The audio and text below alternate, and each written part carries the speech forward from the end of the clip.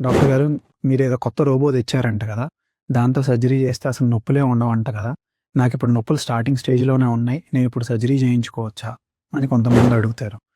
ఇది knee replacement గానీ, robotic knee replacement గానీ ఏదైనా సరే మనకి ఎంత ఇబ్బంది ఉంది అనే దాన్ని బట్టే సర్జరీ అవసరం లేదా అని మనం చెప్తాం. ఇప్పుడు మోకాళ్ళు అరిగిన వాళ్ళకి స్టార్టింగ్ స్టేజ్‌లో నొప్పులనేవి తక్కువే ఉంటాయి. ఆ స్టేజ్‌లో వాళ్ళకి సర్జరీ అనేది అవసరం ఉండదు.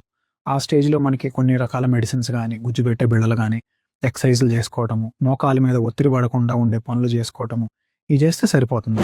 ఎవరికైతే నొప్పులెక్కువ ఉంటున్నాయి, బాగా ఇబ్బంది పడుతున్నారు, రోజు పెయిన్ కిల్లర్స్ వాడాల్సొస్తుంది. ఎన్ని మెడిసిన్స్ తీసుకున్నా కూడా పెయిన్ రిలీఫ్ అనేది రావట్లేదు. ఫిజియోథెరపీ ట్రై చేశాము, ఇంజెక్షన్స్ ట్రై చేశాము. ఇవన్నీ చేసినా కూడా ఆ నొప్పులనేది తగ్గట్లేదు అనుకున్న వాళ్ళకే సర్జరీ అనేది అడ్వైస్ చేస్తాను. మరి అలానే రోబోటిక్ సర్జరీ కూడా అందరికీ అవసరమా అంటే, నార్మల్ నీ రీప్లేస్‌మెంట్ అవసరం ఉన్న ప్రతి ఒక్కళ్ళకి కూడా మనం రోబో అడ్వైస్ చేయొచ్చు.